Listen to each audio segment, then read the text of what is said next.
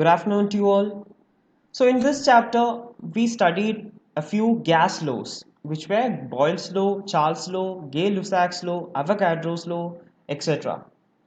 So, in all these laws, have you ever thought how they derive this relation, or how Boyle's, Charles, and all those scientists derive or come at this conclusion of relationship? All of them derived their conclusions from experimental observations. So all of them conducted few experiments. They considered a gas under particular conditions, an atmosphere. So from that, they found out these kind of relations. So after finding out these all relations, other scientists were curious about how or why these relations occur, or why these temperature volume or pressure volume relationship exist. And that thought of other scientists about these laws led to a new theory, which is kinetic molecular theory of gases. So in kinetic molecular theory of gases, what we are observing is about these laws, or how these laws are existing, or how gas particles are showing this kind of character. So when we kept one or two parameters as constant, a particular relation was shown by all the gases. And how these laws are being shown. That's what we are going to discuss in kinetic molecular theory of gases. We will see the postulates one by one. The first postulate of kinetic molecular theory says us that gases consist of large number of identical particles that are so small and so far apart on the average that the actual volume of molecules is negligible. We live surrounded by many gases, but still we don't feel any presence of the gas because all their particles or their molecules are very far apart, and they don't actually need any space to exist. Yes, they need space to exist, but we cannot fix a volume for a gas. So whenever we take volume of gas, we take the volume of the container, or we take the volume of the room which the gas is existing. So all this is because of their smaller size of particles, and the existing particles are very far apart. So in case of solids and liquids, when they have an interaction between their molecules, we can tell there exists a volume for the particular material. Even in liquids and solids, they do have interaction, they do have a particular structure, and they do exist in volumes. But in case of gas, as there is no interaction, there is no considerable volume also, or the volume of gas is negligible. This statement gives us another statement, which is the great compressibility of gases. So when we studied about gas law also, we were telling about the compressibility of gases. And when we take a container of gas particles, we can compress it, right? So this we have done earlier also. As the distance between these gas molecules are very far apart in the usual stage, and they don't have much interaction, they have a lot of space in between. So they are very far apart. So once we try to decrease the volume, they are compressible, or they come close until a level. So this property of gas even tells us that the volume can be negligible, as there are a lot of space in between these particles. So this is the first point of kinetic molecular theory of gases. So the second postulate tells us that there is no force of attraction between the particles of gas at ordinary temperature and pressure. Before going into the explanation, I need to tell you one thing, that some points or some postulates of this theory are controversial. Many of the scientists from all around the world are against some of the points explained in kinetic molecular theory. So they feel that it is not actually true. But when we study it as a theory, we do have to accept it and understand as it is told. So moving on, the support for the assumption comes from the fact that gases expand and occur all the space available to them. So considering an example, a balloon burst. So when a balloon bursts, you can see the gas particles inside the gas balloon is actually occupying the space whatever is possible after the burst. So when it is inside the container, they do occupy the space inside the ball only or inside the balloon only. So once it is burst, the gas particles are occupying the space whatever they want, as they don't have any interaction between each other. For example, you're going on a tour. So first time when you go, you're going alone. And when you are alone for a tour, you are very free to move. You don't have any interaction between others. So once you are alone or you don't have any force of attraction, you go anywhere you want. But next time when you go with your family or your friends, you do have interaction with them. You can't be very free with them. You can't go anywhere as free as you can. So there is an interaction between you and your friends or your family. So same is this case in here. In case of gases, they don't have attraction between other molecules or other atoms. So when they are free to move, they can occupy maximum space available there. But in case of liquids and solids, they do have interactions between each other. So when they have interactions between each other, they can't lose their group. Or when they fall out, or if they are let free also, they will be stuck with their teammates only. So you remember you pouring some water to a floor. So once the water is in the floor and if you try to move it a little bit with the finger, it comes as a line, right? So when you move the water from a floor to some area, it comes as a line because that line is formed because they have interaction between each other. In case of gas particle, it is not there. So they are alone or they can move wherever they want as they wish. So that's what the second point tells us. There is no force of attraction between the particles at ordinary temperature and pressure.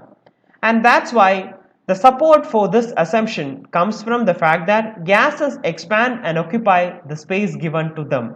So maximum space is being utilized there, unlike the solids and liquids. So the third postulate tells us the particles of a gas are always in constant and random motion. So if the particles were at rest and occupied fixed positions, then the gas would have some shape like solids, which is not observed. So we can tell that they are always moving in constant motion and they don't rest at all. So considering these gas particles, you can see here. So once they come and settle at a position, they become liquids or solids. They act like them. So gases are having a nature of movement.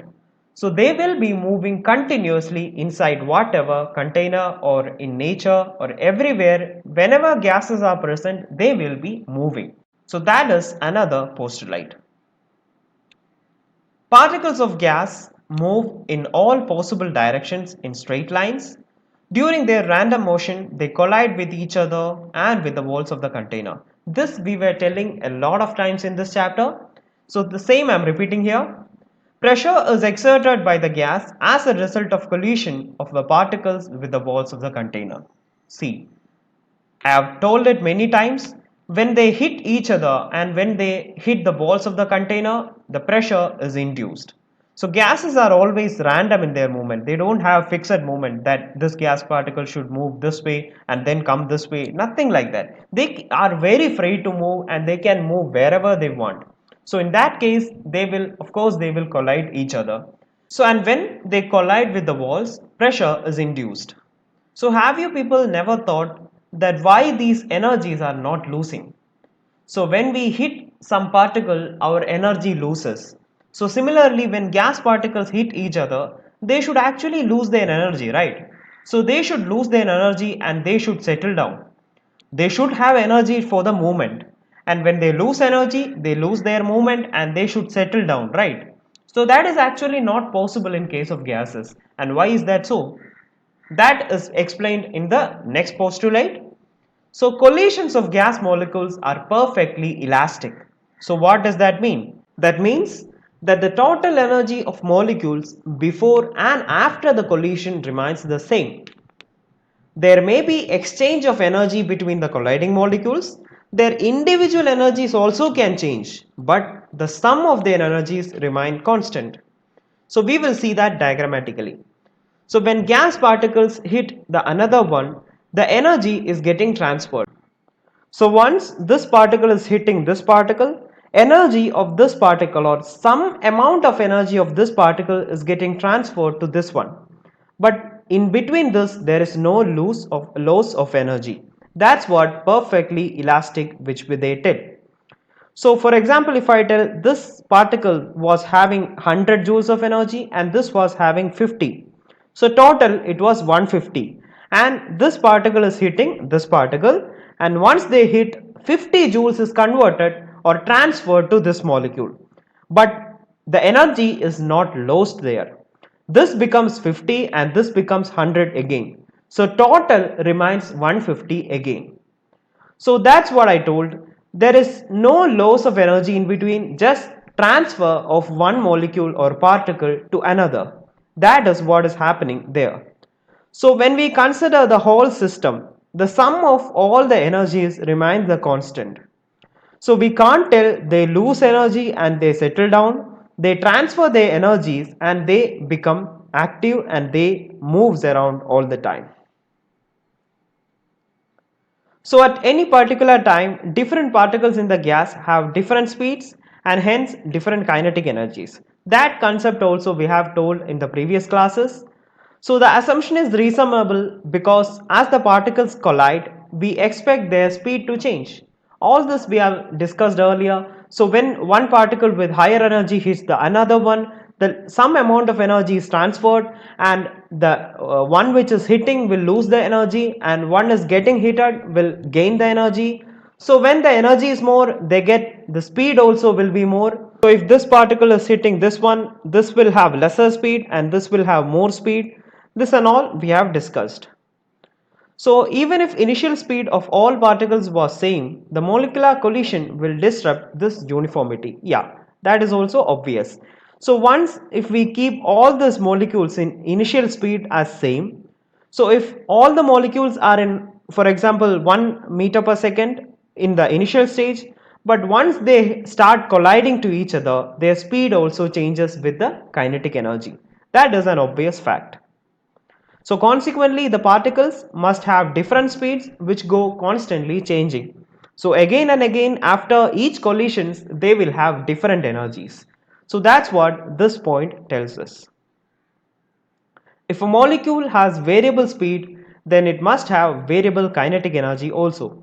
Under these circumstances, we can talk only about the average kinetic energy. So for example, in a class, if there are 50 students and 50 of them are having different marks. So finally, if we want to evaluate the performance of the class, we can't take any of the energies of some students. So what we does is we take all the students and take their average marks, right? So similarly, in this case also, different particles are having different energies, different speeds, etc. So finally, if we want to evaluate the speed or kinetic energy, we take the average of it. In kinetic theory, it is assumed that the average kinetic energy of gas molecule is directly proportional to its absolute temperature. On heating, a gas, kinetic energy of particle increases, and these strike the walls of the container more frequently and thus increases the pressure. So all these are actually very relative. Gas laws also tells us the same thing. If you closely observe the kinetic theory, we can understand many of the gas laws are hiding inside the kinetic theory. So in this theory, if you see, what they are telling is the temperature is proportional to the pressure. Same thing was told in the Gay-Lussac's law. So similarly, almost every law is hiding inside the kinetic theory. So what they tell here is the temperature is proportional to the kinetic energy. And when kinetic energy increases with the temperature, so when temperature increases, their movements also increases. So when their energy is more, they move faster. So when energy is more, they move faster. When they move faster, the chances of collision increases. So when they collide more with the walls, the pressure increases. So if you see this figure, when the temperature is increasing, they hit the walls more, the pressure increases. That is what the relation is. Temperature increases, kinetic energy increases, pressure increases. That's all about the kinetic energy for today. So tomorrow we will speak about the real gases and how real gases behave, etc. So now you can prepare notes from the textbook. In the textbook, the points which I have given in the slides are given a bit with explanation. So you refer the textbook and prepare notes and submit. Thank you.